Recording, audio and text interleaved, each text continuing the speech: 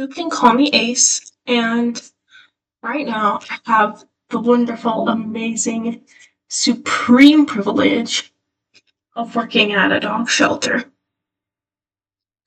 And let me just check something real quick. Okay, it's set to default, that's good. And um I do a few different things there at different times, but one of my favorite things right now is that I'm a dog walker. And that comes with a few privileges, such as being able to kennel sit with them. So there's one particular dog, lovely dog, okay, who jumps, scratches, and nips my face. Now, for me, that is such a wonderful challenge because I love to train. So what I wanted to talk about is the methods I would use for teaching a dog not to nip and not to jump and scratch. So your first response would probably be to want to punish the dog because it is really stressful when an animal is in your face, clawing and biting, and like in your mind you're just like, I need to defend myself, but really you're not in any danger. So what's actually really helpful and is nicest for the both of you would actually be have some kind of dry substance on my hands, don't know what that is, would actually be redirection. And this is where things get a little bit tricky because what can happen is if, for example, a dog jumps on you and claws you and then you toss a treat for them to get down, what can happen is they learn when I jump and claw, I get a treat, which isn't ideal.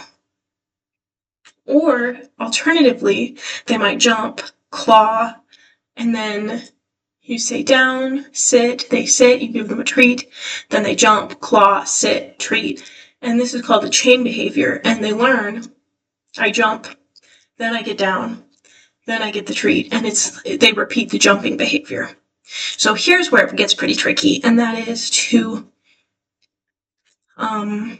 redirect a behavior before it even happens. And that can be really hard to do because you can't read a dog's mind, right? But what you can do is learn to read their physical communication. And for example, if before a dog jumps they sort of wiggle or something, that is the moment that you want to have them do a sit or have them do a sit down and then reward them for that. So that every time they're amping up to jump, they learn, okay, this is when I sit. And this is when I put that energy towards something else. You could even have it be playing with a toy where every time they sort of get excited, you get a toy and you direct their attention onto that toy so that they learn anytime I'm about to jump, I go play with my toy instead. Now, of course, you want them to be able to greet you still, and you want them to be able to say hi to you still. So this is where I would reward any calm greetings, any like face licking, just gentle face licking, gently letting you pet them without reacting a lot. You would want to reward a lot of that because you want them to be able to greet you still, but you just don't want them to be greeting you in a way that's, too much for you. So what I actually did was I had the dog in a down and I was giving them treats. And every time they got up, I'd, lure them back into the down and give them more treats. And eventually, they were kind of figuring out that when they were calm and when they were down, they got treats. So they were pretty chill after that day. But I want to be able to incorporate this as like something where even the initial meeting is calm. Because, right, they might still get really excited and jump when they first see you, and then once you've gotten the treats ready and everything, okay, then they calm down and they can do it down instead. But what you would want to do is you would want to start everything out immediately with redirection before you even meet them. So for my plan, it was sort of to get some treats and toss them into the kennel so the dog would go back to the back of the kennel, and just keep tossing the treats to keep the dog, away from the door so that I could open it and get into the kennel without them trying to escape or jump on the door. Then once you get in,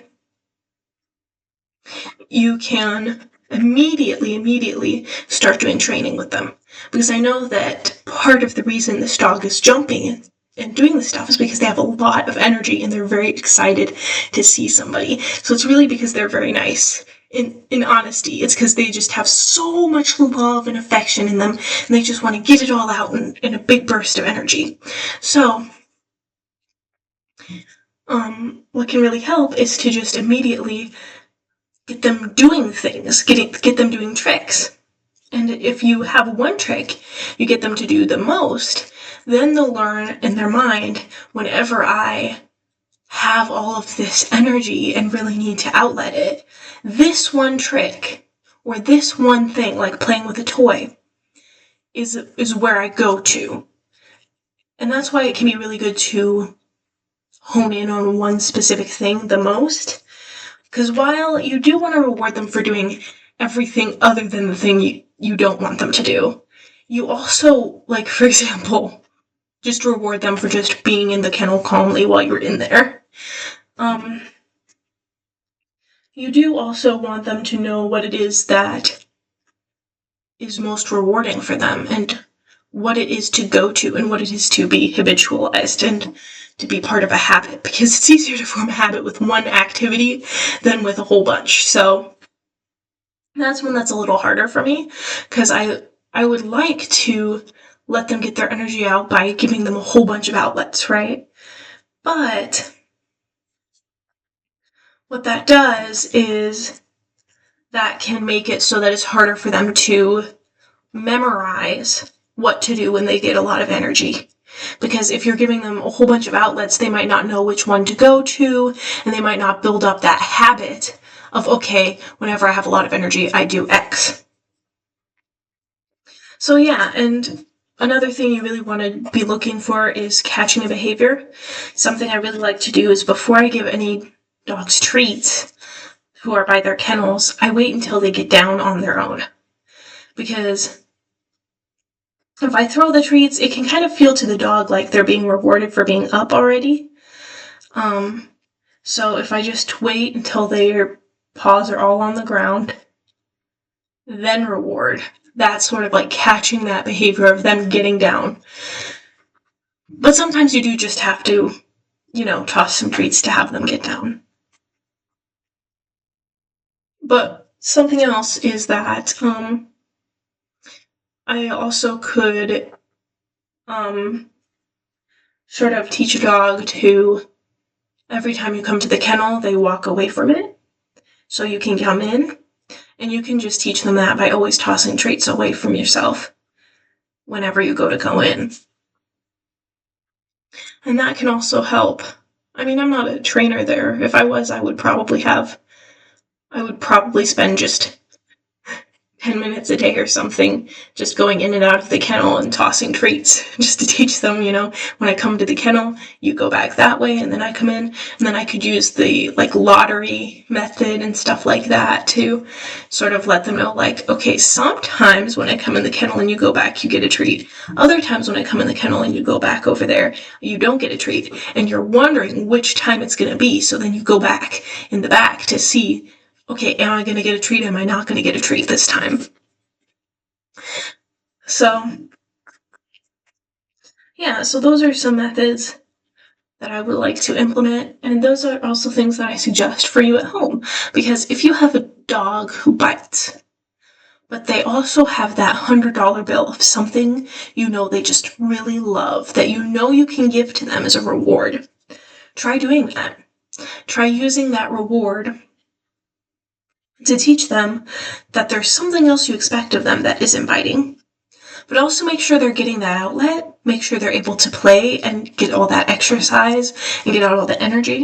And make sure they're also getting the outlet of being able to greet you, because you don't want to take away their ability to greet you altogether, right? So this actually gives me an idea, right? Something that you can do is you can actually teach them that if they do a certain behavior, you will then greet them and give them attention. And that can, then teach them that greeting that I really wanted happens when I do a sit down. And so then every time they see you, they'll go down, and then you can come and pet them and let them sniff your face. But of course, like I said, they'll still want to get energy out, so you might also play with the toy a little bit with them. So I'm going to be right back.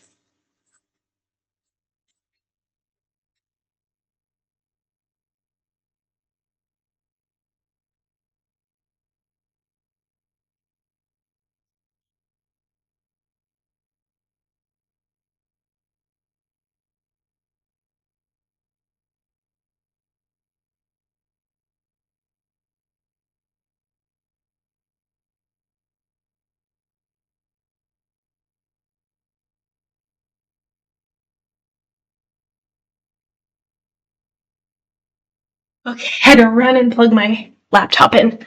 Okay, so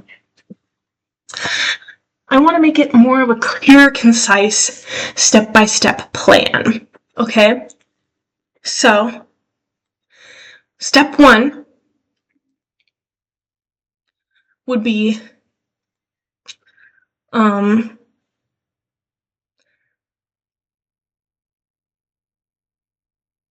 step 1 would be the sit down, the down.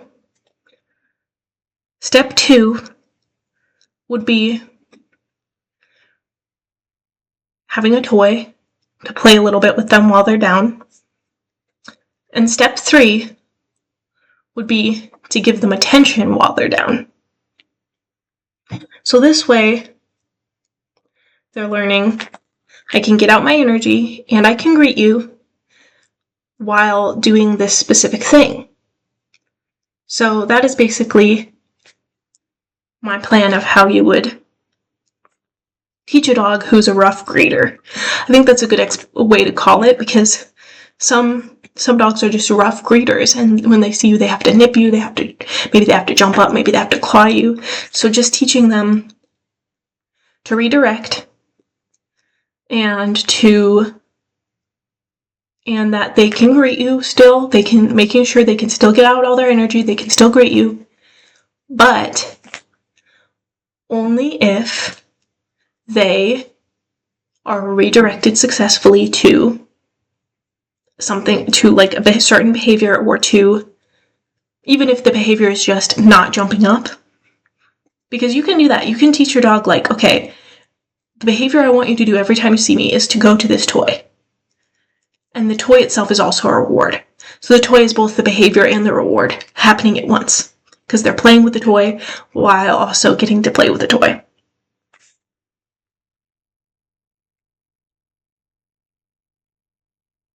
So yeah.